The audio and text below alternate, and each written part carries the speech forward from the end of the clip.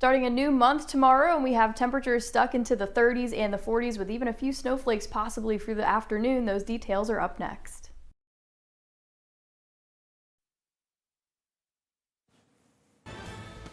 Good evening, everyone. I'm Kevin Hodge. Tonight on your WZMQ 19 News, Michigan apprenticeship programs are getting a boost with an expected $4 million in funding. Plus, Alger County's prosecutor is entering the race to become a judge in the 11th Circuit Court. And we have more details on the funding on the May ballot meant to improve aging school buildings in Munising. Your 19 News at 11 starts now.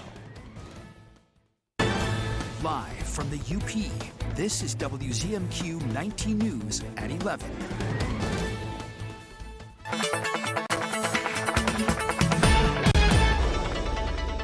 And welcome in. A first look at your forecast. We are entering a new month tomorrow. We're just in the last little bit of April right here, but these temperatures and the overall conditions for tomorrow definitely not going to feel very spring-like. High temperatures will be stuck into the mid to upper 30s, at least for us into Marquette, but we do have a good chance of some afternoon snow flurries, not just for us, but across the Upper Peninsula, as the temperatures will be stuck around that freezing range. So we're going to start off this new month with a few snowflakes possibly, but I'll have your full weekend details in a few minutes.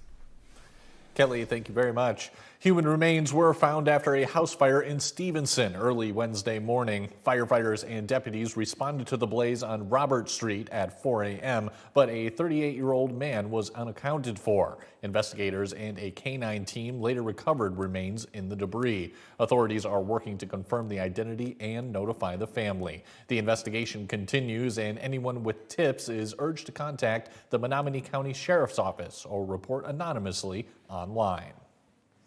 It's National Apprenticeship Week, and state leaders say programs like these are growing fast, especially in northern Michigan. Our Michigan Capitol correspondent, Sophia Murphy, shows us how these programs are helping people build careers while helping local businesses fill jobs. Registered apprenticeships are gaining momentum across Michigan and in the Upper Peninsula. They're creating new pathways to stay and work close to home. In Apprenticeship Week, we have the opportunity to really celebrate the great training option that registered apprenticeships offer. State leaders say National Apprenticeship Week is about more than celebration. It's about expansion. Right now, more than 250 apprentices are training in the UP in industries like construction, healthcare, and manufacturing. And that number is expected to grow with a new $4 million state investment aimed at expanding opportunities. Apprenticeship is really a great pathway opportunity because it really offers the individual the opportunity to earn while they learn. That earn while you learn model is a key draw, allowing people to start working immediately while building in-demand skills without taking on college debt. And state data shows the results. 94% of apprentices stay employed a year after completion, with median wages topping $80,000 a year. Registered apprenticeships give an opportunity for individuals in the Upper Peninsula to get a job right in their own communities, right in their own hometowns. That local impact is critical, helping small and mid-sized businesses build their workforce while keeping talent from leaving the area. It really gives them a true understanding right off the bat of what it's going to be like to work in this particular job or occupation. State officials say anyone interested can start by contacting their local Michigan Works office. From Michigan's capital, Sophia Murphy, WZMQ 19 News. Munising native Robert Steinhoff is announcing his candidacy for a seat on the 11th Circuit Court. Steinhoff, who has been Alger County's prosecutor for the past 7 years, says his campaign will highlight his background on both sides of the courtroom as a defense lawyer and as a prosecutor. His legal career includes a mix of trial work and court operations. Prior to returning to Munising in 2019, Steinhoff ran a criminal defense practice in Southwest Michigan. He was later appointed Alger County prosecutor and went on to win election to the position in 2020. I want to take what I have, my experience, and I want to take it to the bench because I think I'm an accurate representation of the citizens that put me as prosecutor, and certainly across the 11th Circuit, which is my home. Steinhoff also worked for the Wisconsin Department of Military Affairs and the Homeland Security Administration. Munising voters will soon decide on a proposal aimed at fixing aging school buildings without taking on new debt. Our own John Truitt has a closer look at the district's sinking fund request. Voters in Munising will soon decide on a $1.5 million sinking fund proposal for their schools. If approved, the measure would generate just over $2 million over 5 years, funding building repairs and infrastructure upgrades across the district. For homeowners, the cost is estimated at around $100 per year. Your schools die, your towns die, and the UP is really an epitome of that because of our population and the way, industry is structured up here. Munising's fiscal woes are a direct result of a shrinking tax base because less than 30% of the land in the district is taxable.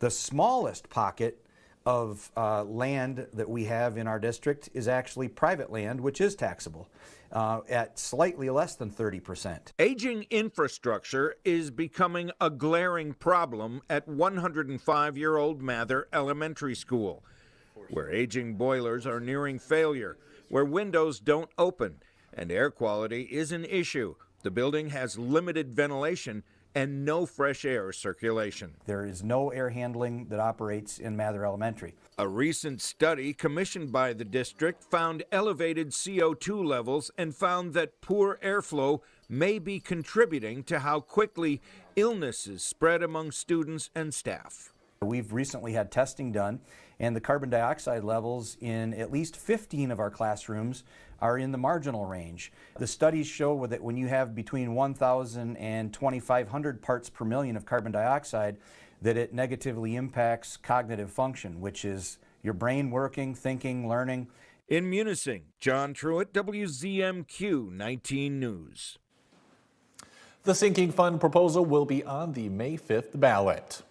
The Senate has rejected Democrats' sixth attempt to restrict President Trump's authority to wage war on Iran. The vote comes on the eve of the 60-day mark in the war, which could bring new headwinds for the U.S. and Israeli military campaign. In the 47-50 vote, all but 2 Republicans continue to stand behind the administration's war efforts in Iran. It comes as the clock ticks down to Friday's 60-day war limit under the War Powers Act of 1973. It requires that Congress must declare war or authorize the use of force. Speaking in the Oval Office, President Trump said Iran wants to reach an agreement to end the conflict. Iran is dying to make a deal. I can only tell you that. Their Navy's gone, their Air Force is gone. In a second day of hearings on Capitol Hill, the Senate Armed Services Committee grilled Defense Secretary Pete Hegseth and the chairman of the Joint Chiefs of Staff. It is an unauthorized war. Senator, when I talk to Americans, and especially when I talk to the troops, they are grateful for a president who has the courage to take on this threat after 47 years of what Iran has done, targeting and killing Americans. Democrats disagree. What most impresses me in this testimony is the self-delusion about the unpopularity of this war and the refusal to acknowledge the cost of this war. The cost of the war so far could be closer to $50 billion, according to U.S. officials familiar with the internal assessments. That's roughly double an estimate the administration provided on Wednesday. Amid the ceasefire, Iran's supreme leader issued a defiant statement read on state television, vowing to protect Tehran's nuclear and missile capabilities. Ayatollah Mujtaba Khamenei also said the only place Americans belonged in the Persian Gulf is, quote, at the bottom of its waters. Khamenei has not been seen in public since taking over as supreme leader following the killing of his father in the war's opening airstrikes. Kelly Rowland has your first warning weather forecast when we come back. Plus, in this week's Medical Minute, we'll hear what patients need to know about well child visits. And students at Northern Michigan University are celebrating the end of the winter semester, with some of them set to walk the stage this Saturday. We'll be right back after this. 19 News is brought to you by Kirkish Furniture. Ready for more fun? The Michigan Lottery has double the number of cash pop drawings. Just match one number. Yep, just one. From 1 to 15. If your number drops, you can win up to $5,000. That's cash pop from the Michigan Lottery. Many homeowners are choosing to sell directly for cash. I was moving to a new city for work and really needed to sell my house fast. I didn't have the time or the money to fix it up or do any repairs. I called the phone number, gave them some basic information about my house. The next day, they reached out with a cash offer. Homeowners can speak directly to Liz Buys Houses to share details about their property and request a completely free, no obligation cash offer, often delivered within 24 hours. Tony's Green Thumb in Bark River is open for business. Tony's is your one-stop shop for all your garden and flower needs. Known for a huge variety of big, beautiful baskets, gorgeous planters, and over 600 varieties of vegetables and flowers to choose from. Open daily, come see why people travel over 100 miles to Tony's Green Thumb. Tony's Green Thumb, where beautiful gardens begin. Music man Charlie Puth. He's so musical. Yes. Plus, we meet Charlie's biggest fan. If I did meet him, I would do a perfect pitch battle. And this battle, C major 7, will blow your mind. Na na na. A minor 7 on J Hud. The Jennifer Hudson Show, tomorrow at 4 on WZMQ CBS. Followed by The Kelly Clarkson Show at 5 and 19 News at 6. The Shortlist, a countdown show that's all sports. Only from SSN, the Cindy Sports Network.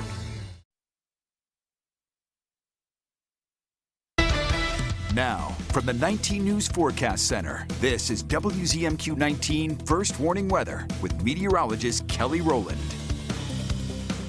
And welcome back. We're ready to move into a new month, and then of course this weekend here, temperatures will be on the colder side of things. We definitely felt that today, rounding off at 37 degrees for the high temperature. That is closer to where we should be for those overnight lows, and we are at 29 for the low for today. We should be at that mid-50s range for the high temperatures, and we are not going to really get a good chance of seeing that, and the daytime highs will probably be closer to those overnight lows for the average where we should be at. And in terms of that frost, not only for tonight, but we have a pretty good chance of frost for tonight and again on Saturday night. So this is a very high chance of frost all the way from the eastern and the western portions of the Upper Peninsula, and then I'll skip again to Saturday night, and we basically do the same thing. I think these next 2 nights here are going to be the coldest nights before we can slowly but surely start to get those temperatures back up to a seasonal feel. And then because of that, when they're warmer, of course, anytime we see that precipitation, it's going to have a better chance of being at least rain for us and not snow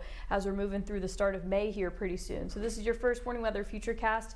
Maybe a few light snowflakes throughout the overnight, but we do have a pretty good chance of seeing some more snow showers throughout the late morning and early afternoon. But I think for your Friday night plans, most of that should be out of here in terms of sunshine. We'll probably see a decent bit of it before the sun actually sets. Your Friday night looking good, probably just going to be on the chilly side of things. Make sure to have those proper layers that you need, and also make sure to bring in any of those outdoor plants that you may have out, but I'm sure you've already brought them in with how cold it was today. So it's best to just maybe keep them inside for the next few days as we try to get those warmer temperatures back to the area. And then the next best chance of rain, I think, holds off until Saturday. But in terms of rain and snow, I want to look at both of these maps here just to see where we have that better chance of both. And in terms of rain, it is going to be a better chance down to Iron Mountain, but I say that and it's still just 1/10 of an inch. We're not looking at a major rain system, nor are we looking at a major snow system either. Best chance maybe about a 1/4 of an inch. Even this may be overdoing it. This just goes to show if you see a few snowflakes flying around,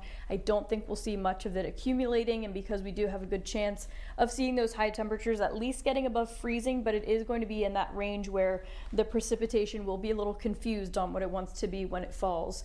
And the winds are going to continue to be from the north, so that will contribute to that colder air being continued to pull down into the area. So that breeze mixed with the colder temperatures in general, it is going to feel colder than it should be, and we continue that cold trend for the next 6 to 10 days. So as we are trying to enter this new month, it is going to be a little bit winter-like as we're entering May 1st. First weekend of May is on maybe a bit more seasonal side, at least for Sunday going into Monday. We get a little relief there before some colder temperatures return to the area in time for Cinco de Mayo, with mostly cloudy skies and temperatures into the lower 40s. Kelly, thank you again. In this week's Medical Minute, in partnership with OSF Healthcare, we're getting the details on well child visits. Our own Lily Simmons sat down with Dr. Amanda Brummer. Take a listen. What happens at a well child visit? Yeah, good question. So a lot of things happen. So one of the most important things is that we measure growth. So that can be height and weight, and then usually we measure head circumference also to check for brain growth. Other things that we do is we answer any questions that the child or the parents have. We talk about normal development, which can be anything from reaching milestones to even talking about puberty with adolescents. And then we also go over any kind of safety information. We talk about healthy diet and exercise and building lifelong healthy habits. Why are well child visits important? Yeah, well child visits are super important because on the day-to-day, parents have a lot going on and they don't always have time to talk about some of these healthy topics with kids. Plus, kids don't always listen to their parents when they're told to eat their vegetables. So we like to help reinforce some of those messages that parents are giving their kids.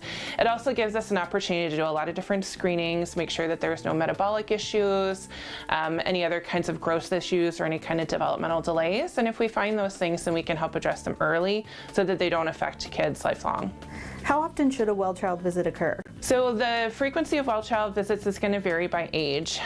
When we see newborns, we're going to see them pretty frequently because there's a lot of important growth that's happening. So typically that'll be every couple of weeks to every month for the first couple of visits, and then every 2 months for older infants. And then usually starting at age 2, we can see kids once a year. Thank you for joining us today. Northern Michigan University has only one more day of final exams before graduating Wildcats walk the stage at the Superior Dome. WZMQ's Andrew Hands has more on how the semester is wrapping up around campus during a busy time for both students and faculty. If you head into the heart of NMU's campus right now, you'll notice just how quiet it is.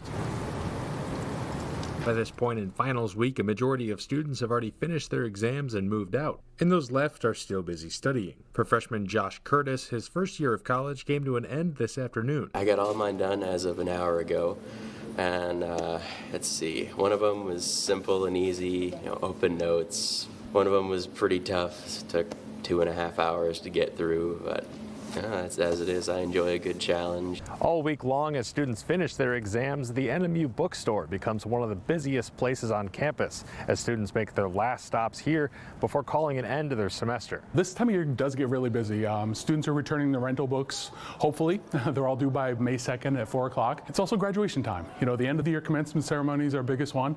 And so students are getting their caps and gowns and their honors cords and their diploma frames and bringing their parents into the bookstore one more time. Mine are all in early. Student resources here have been great. However, my friends still all need to return their books today. So once these textbooks are regathered by the university, they'll continue to serve more students into the coming years. They get reused. That's the plan, is that the books come back to us and then hopefully we need them for the next semester. If we don't need them for the next semester, then they'll get sent to another store that does need them. To cap off their final year, graduates will walk the stage at the Superior Dome on Saturday morning starting at 10:30. In Marquette, Andrew Hands, WZMQ 19 News. Mike Ludlam has your sports headlines after the break. The NMU women's lacrosse team is set to face Concordia St. Paul in the GLIAC semifinals. We'll hear from the head coach when we come back. It's Earth Month in the Upper Peninsula. Small actions make a big impact. Recycle 906 accepts cans, cardboard, plastics, and more, helping keep the UP clean and thriving. This Earth Month, recycle smarter. See what we accept at recycle906.com. This is the new Toyota Grand Highlander, and it is all that and more. With your choice of 3 different powertrains, with a driving range of nearly 600 miles. Plus this 12.3-inch touchscreen and a full-size third row. And Grand Highlander is assembled right here in the USA. Now you can get 4.99 APR financing on any new Grand Highlander, or lease this Grand Highlander hybrid for just $459 a month. America drives Toyota. Let's go places. Watch the Medical Minute, Thursdays at 6 and 11, only on 19 News. Brought to you by OSF Healthcare. Are you at odds with your CMH or PIHP provider? Experiencing conflicts or not feeling heard? Michigan Behavioral Health Mediation Services can help. Through collaboration, our trained specialists can lead you and your mental health care provider toward mutually beneficial resolutions. It works, and it's free. Don't wait to find solutions. Consider mediation services. Learn more at mbhms.com and get the results you deserve. My mom is a veteran and she was injured in the line of duty. I hurt my leg in a training accident when she was only 2 years old. She had 7 different surgeries over the span of 9 years, and there were tons of complications. I'm doing much better now. I'm an active part of my kids' lives. She can kick a mean soccer ball. Through thick and thin, DAV's been there for me and my family. Every year, DAV helps more than 1 million veterans like Sandy get the health and disability benefits they've earned. My victory is getting my life back. Support more victories for veterans. Go to DAV.org. Sophia Murphy reports at 6 and 11 on WZMQ 19 News.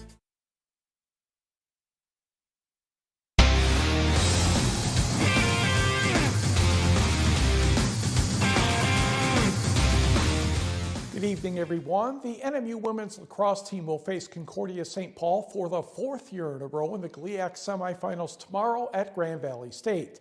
The Wildcats just defeated the Golden Bears 15-7 in Minnesota to conclude the regular season. NMU head coach Lindsey Mackerzak says there's an unusual reason why it will be better to meet Concordia in the Lower Peninsula. When you go to Minnesota, the reffing is so different because the only teams that exist are high school or D3.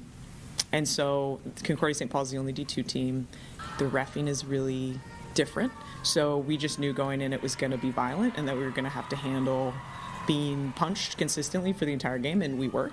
So to be able to play them in the conference tournament where you have a 4th official, and that changes a little bit of some things. And then neutral ground where it's Grand Valley, where our team is we're all very used to playing at Grand Valley. It'll just change some of the aggression factors and make it a smoother game is what I would anticipate. So less hard hits, more speed. NMU's contest with Concordia St. Paul starts at 7:30 tomorrow night in Allendale. The other semifinal will have the host Grand Valley State against Davenport at 4:30. The league final is Sunday at noon at GVSU. New Michigan Tech women's basketball coach Eric Gruber comes to Houghton after being an assistant at Division I Southern Illinois at Edwardsville for the past 3 seasons. In that time, the Cougars went from 5-26 to 6-23 to 16-16 overall, 8-12 in the Ohio Valley Conference last year. Prior to that, he was an assistant coach at Parkside. It was that season with the Rangers that showed why Gruber wanted the coach in the GLIAC. I think my experience at Parkside was awesome. I mean, we finished 3rd that year. I mean, I think the best part to describe it is you have some of the top teams in the country in there, and even the teams towards the bottom are tough matchups. So it's arguably one of maybe the best conference in Division II women's basketball. So yeah, getting back to that, I think if you want to compete at the highest level, this is the league to be in. The Parkside coach is one of my best friends. We talk about like where would teams in the GLIAC finish in the OVC. We've had that conversation a lot, and I think they would compete, honestly. Gruber talked about the fact that Grand Valley State is still the big dog, not only in the GLIAC but in the country. He also knows he has to rebuild his roster after Negaunee Ella Mason left for Division I Illinois State and Kendall Stanfest departed for Ashland University, besides the seniors who graduated. GLIAC Conference track and field meet at Grand Valley State on the women's side. After 2 days, the Lakers lead with 59 points. Parkside and Wayne State are tied for 2nd, Northern in a solid 4th. Michigan Tech and Ferris State are tied for 8th, and Lake Superior State is 9th. The NMU women doing pretty well, piling up points. Teola Harvey was 2nd in the javelin. Manasteek's Danielle Lund was 3rd in the hammer throw. Sophia Potter 3rd, and Maddie Szymanski 5th in the 10K run. Ava Zonka was 5th in the heptathlon. Also for the Wildcats, Natalie Nowakowski was 7th in the heptathlon. Danny Valente 7th in the steeplechase, and her teammate Anna Van Sweden was 8th. Natalie Nowakowski was also 7th in the regular javelin event. For Michigan Tech, Claire Andrus was 6th in the steeple, Ingrid Halverson 6th in the 10K, and for Lake Superior State, Janelle Doctor was 7th in the javelin. Looking at the men's track and field, Grand Valley State with the lead, followed by Parkside and Saginaw Valley. Lake Superior State is 7th, Michigan Tech 8th. The Huskies got their points in the steeplechase. Stephen Laparle was 7th, and Chassel grad Calvin Kidda in 8th. Pretty good for a freshman. Lake Superior State's points came from Grant Wheaton, 4th in the decathlon, and Race Rizzo was 5th in the pole vault. The NMU women's softball team is ranked 3rd in the country in the National Club Softball Association Division II poll. The Wildcats have qualified for the D2 World Series for the first time in program history. That event will take place in Cranberry Township, Pennsylvania, May 9th and 10th. NMU is the 3rd seed of the 4 teams in this World Series. Wake Forest is 1st, Sacred Heart 2nd, and Villanova is the 4th seed. The Wildcats defeated Saginaw Valley State 10-5 and 10-1 in the districts at Elkhart, Indiana. Congratulations to Coach Kyle Johnson on the right and his team. Also congrats to Ava Smarzinski and Hallie Mockridge for earning NCSA Division II National Player and Pitcher of the Week. Also in college softball Division III, Oshkosh defeated Stevens Point today 4-3 and 4-0. Oh, that 4-0 for the second time in a week. Negaunte's Grace Narty throws a no-hitter. She's the first Titan to toss consecutive no-nos. She walked 3, hit 2 batters while striking out 6. The Titans got a share of the WEAC regular season championship. Sault Ste. Marie, Michigan native and former standout player Ashton Calder has been named the Blue Devils' new varsity hockey coach. The 28-year-old Calder will begin his coaching career with plenty of experience and lots of connections to the program. After high school, Calder moved through the junior ranks before heading to the college level, beginning at Lake Superior State. He concluded his career with stops at North Dakota and Penn State. He also played in the ECHL, and after that, the American Hockey League with the Bridgeport Islanders. Calder replaces Rick Mackey, who guided the Blue Devils for the past 8 seasons. Turning to high school scores, in the track meet invitational at North Dickinson on the boys' side, Rapid River, your winner by a bunch. Norway was next, followed by Stevenson, Forest Park, and Bark River Harris. On the girls' side, Forest Park 3 better than Stevenson, who was 1 better than North Dickinson. Bark River 4th and Northwood Storm 5th. For Forest Park, Miss UP Volleyball Ava Fisher won both hurdles and set a school record in the pole vault. High school softball, Munising over Stevenson 25-15. Lakeland and Hubble downed Houghton 2-0. Peyton Goldsworthy a 2-run homer, and she struck out 16. Escanaba swept Menominee 18-0 and 16-0. Kingsford takes one from Gladstone 7-3. Braves bounce back to win 20-5. Houghton 2 from Gogibic 13-3 and 3-2. High school baseball was Negaunee over Escanaba 6-5 in the first game. Eskimos blanked Negaunee 10-0 in the second.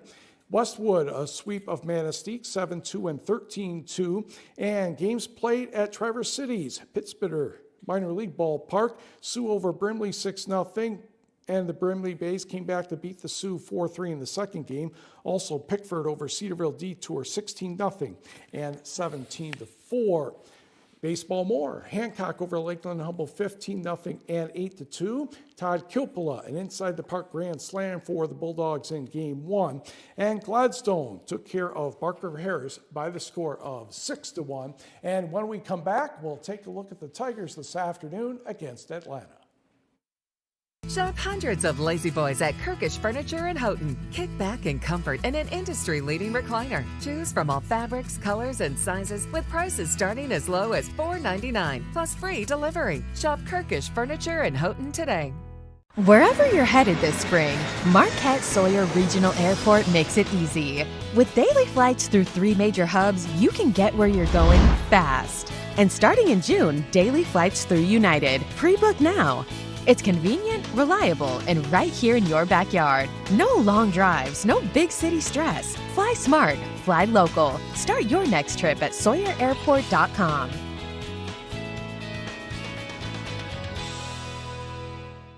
I just never had 2 better friends. Thank you for being a friend. Thank you. That's what friendship's all about. MeTV thanks you for being our friend. I would like to thank you all. You're a pal and a confidant. And meet our newest friends, the Golden Girls. I'd like you to meet my friends. I want you to meet my friends. I'd like you to meet my best friends. Weeknights on MeTV 19.1. I'm really lucky to have friends like you. Thank you for being a friend. Pure Outdoor is the first program dedicated to increasingly popular outdoor and eco sports. Pure Outdoor. Tonight's sports is brought to you by the Window Store. Andersen brand products are #1 in quality, and the Window Store is your local Andersen expert for installation and service of all Andersen windows and doors. From showroom to your home, Andersen Windows and Doors at the Window Store. Andersen is the #1 trusted window and door brand. The Window Store is the Upper Peninsula's clear choice for windows and doors. Now that's a perfect fit.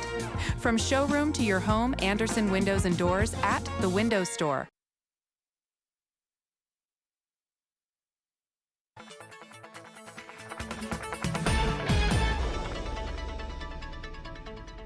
And a final check of your forecast as we head into your Friday. It's May 1st and we just can't seem to get away from the snow showers just quite yet. It's not going to be a lot, just a few light snowflakes that are very possible throughout the afternoon for tomorrow. And it'll start out very cold in the morning. We're not going to climb those temperatures up too much with that limited sunshine and just the cold air in general coming on in. So there's going to be a few snowflakes, and in the overnight we have a pretty good chance of seeing that frost across the entire Upper Peninsula. And we do that again, the cold temperatures stick around, especially for your Saturday night. So we are headed into a pretty nice weekend in terms of keeping most of the rain out of here, but it's really just the cold that we're just waiting patiently to get some relief in the temperatures and get back to that seasonal range. So tomorrow we are going to be stuck into the upper 30s and the lower 40s. Again, a few snowflakes. Do not be surprised if you see them around. We clear that out though for a much more dry weekend, a bit of a relief for the temperatures for the start of next week, and then another cold surge is on the way for the first full week of May. Kelly, thank you again. And Mike, you promised us some Tigers highlights. And that's what we'll do. Let's go to Atlanta, Truist Park, to see the final game of this series. Tigers down 1 in the 8th inning, but that changes when Matt Vierling goes down the left field line. Kerry Carpenter scores. We're tied at 2. Gleyber Torres, not the most exciting play, but they are important. That's a sacrifice fly. Vierling scores. That gave Tigers a 3-2 advantage. And the Tigers scored a couple more runs in the 9th inning. First, Vierling will be in the batter's box again, a base hit to left field. Wenzel Perez scores to make it 4-2. They added one more, and the Tigers picked up the victory by the count of 5-2. And the Brewers also had fun today, defeating Arizona 13-1. Mike, thank you very much. Thank you all for watching, and have a great night. At the Mike Roberts Foundation, we help people get the training they need to land an AI-proof 6-figure job. Here in Michigan, that means plumbers, electricians, welders, pipe fitters, mechanics, linemen, HVAC techs, and so many other high-paying opportunities that don't require a 4-year degree. We've set aside millions of dollars to help train people who want to learn a skill that's in